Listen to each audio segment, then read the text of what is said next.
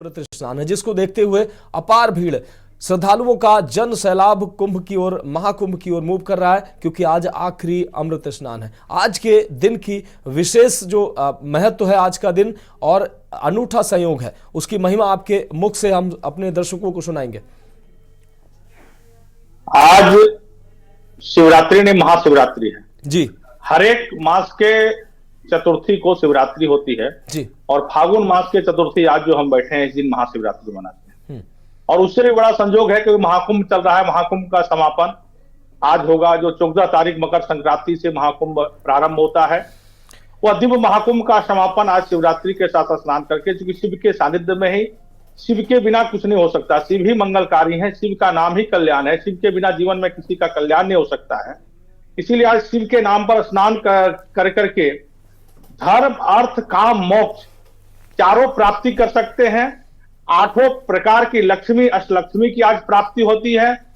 इसीलिए सभी लोग शिव के सानिध्य में जाकर के आसपास के शिव मंदिरों में, नहीं तो अपने घर में किसी प्रकार के शिव की शिवलिंग बना करके ब्राह्मणों को बुला करके और जलाभिषेक करते हैं, रुद्राभिषेक करते हैं।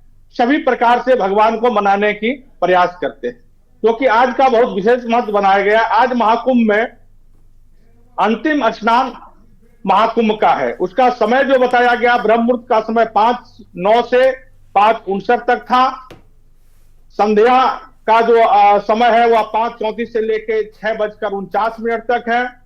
अमृत काल का समय जो स्नान का था वो 7:28 से 9 बजे तक था। विजय मुहूर्त का जो है वो 2:29 अभी से लेकर के 3:15 का है। गोधूली मुहूर्त का जो बेला है वो 6:17 से लेकर 6:42 तक है। उसमें सभी लोग स्नान करेंगे। कहते हैं जो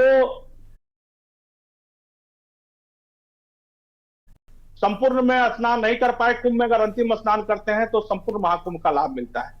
इसीलिए आज देख रहे हैं हम लोग, भीड़ भी बहुत बढ़ी हुई है। तमाम पुलों को खोला गया है, सभी गाड़ियां बंद है, इतने लोगों की भीड़ हो गई है। ये आस्था और श्रद्धा और यह योगी जी के विश्वास, उसने ये विश्वास जताया कि सबको सुरक्षा मिलेगा, सुरक्षा की गारंटी दी। इसीलिए आज लगभग 65 करोड़ लोगों ने जाकर के महाकुंभ में स्नान किया, जिसमें महिलाएं की भागीदारी बहुत ज्यादा रही और युवाओं की भागीदारी ज्यादा रही, क्योंकि सोशल मीडिया के माध्यम से, इलेक्ट्रॉनिक मीडिया के माध्यम से दुनिया से इतना प्रचार हुआ। करीब करीब 100 देशों के लोग वहां आकर के स्नान किए। लेकिन आज हम लोग चर्चा कर रहे हैं कि महाशिवरात्रि पर स्नान करने से क्या लाभ होता है। महाशिवरात्रि पर स्नान करने से चारों प्रकार की धर्म, अर्थ, काम, मोक्ष, और आप यह कल वृक्ष स्नान कहा जाता है। आप जो भी मन में चाहें वह सभी प्रकार की आपकी इच्छाएं का पूर्ण होता है। इसीलिए महाकुंभ का स्नान, और आज स्नान करने के बाद गंगा, जमुना, सरस्वती, जो सरस्वती अदृश्य के रूप से हैं, उसका जलार्पण करते हुए आप जिस चीज का संकल्प लें वह संकल्प आपको पूरा हो जाएगा। आत्मशुद्धि और मोक्ष प्राप्ति के लिए भी यह स्नान बहुत बेहद महत्वपूर्ण बताया गया है। स्नान के दौरान कहा गया, ओम नमः शिवाय, हर हर गंगे का मंत्र का जाप करें। कम से कम 3 बार डुबकी लगाएं या 7 बार लगाएं। हो सके तो सभी हम लोग सन्यासी 108 बार डुबकी लगाते हैं। और उसके बाद सूर्य भगवान को जलार्पण करें। ओम घृणी सूर्याय नमः मंत्र बोल करके कम से कम 3 बार सूर्य भगवान को जलार्पण करें, क्योंकि सबसे साक्षात देवता जो है, साक्षात हमें जो दर्शन होता है वह सुबह सुबह सूर्य भगवान का ही दर्शन होता है। स्नान के पश्चात कहा गया शास्त्रों में, जरूरतमंदों को अन्न, वस्त्र, दक्षिणा जो भी आपसे संभव हो करें। शिवलिंग पर जल चढ़ाएं, दूध, बिल्वपत्र, धतूरा, दही, मधु, शक्कर, अनेक प्रकार से जो भी आप सामर्थ्य है सब कुछ चढ़ाएं। तो आज के समान शिव के रात्रि में पूजा करने वाले शिव के समान ही हो जाते हैं। साथ ही आप रुद्राभिषेक करें, महामृत्युंजय मंत्र का जाप करें। बड़ा महत्व इसका बताया गया है। इसीलिए आज का जो यह महाशिवरात्रि है यह अनूठा है।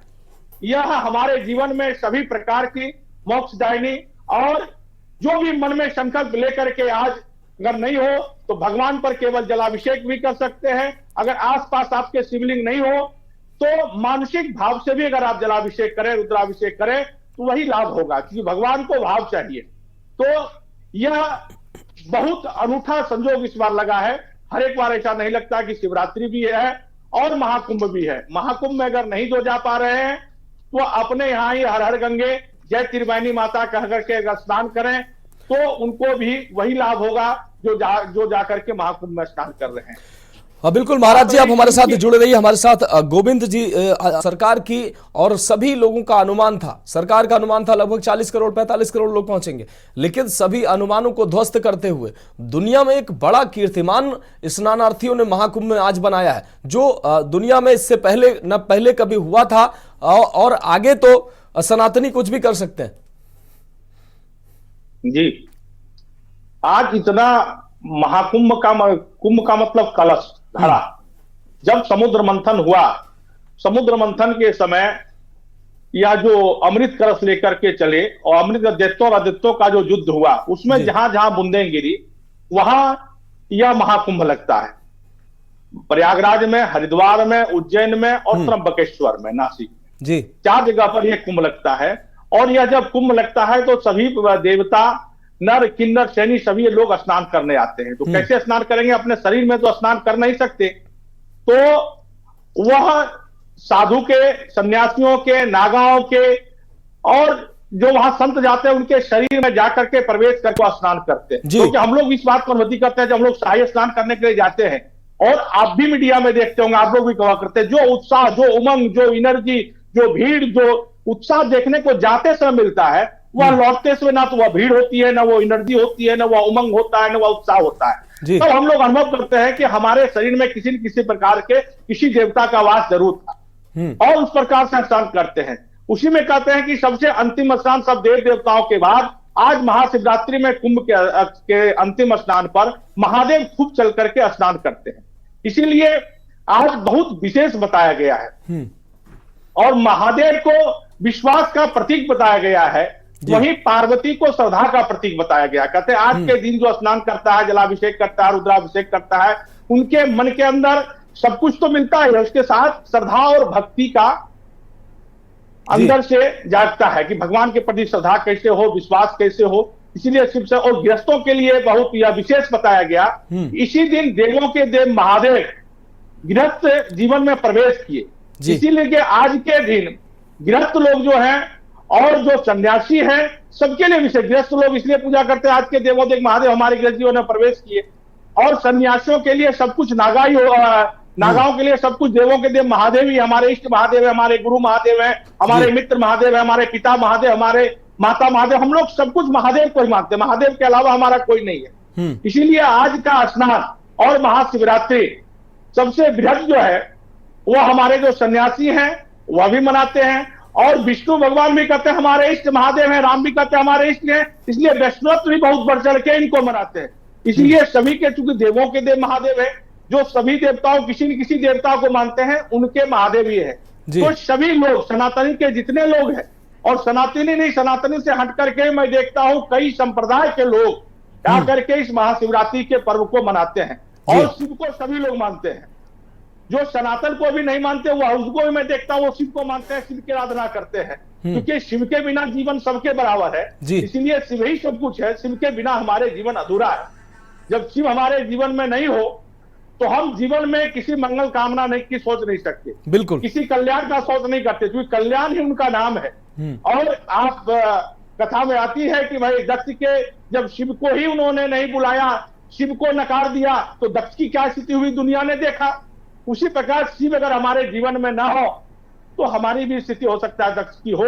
इसीलिए हम लोग शिव की आराधना करते हैं, शिव की पूजन करते हैं, शिव का अभिषेक, शिव का रुद्राभिषेक करते हैं, और हर एक प्रकार से मनोतियां मान करके सब लोग जो साधना के कार्य में है वो अपने साधना सिद्धि के लिए मांगते हैं। जो गृहस्थ हैं वो बेटे, नाती, पोता, धन, संपत्ति, दुनिया और प्रभु से प्रेम मांगते हैं। तो सभी प्रकार अपने अपने से मनोतियां मांगते हैं, और भगवान शिव सागर से भी बढ़कर सागर के समान है, जो सभी को सब मनोतियां देते हैं। उन्होंने तो भस्मासुर को भस्मासुर का वरदान दे दिया, ऐसे कहां मिलेंगे जिनको जो मांगा कभी मना नहीं किया उन्होंने।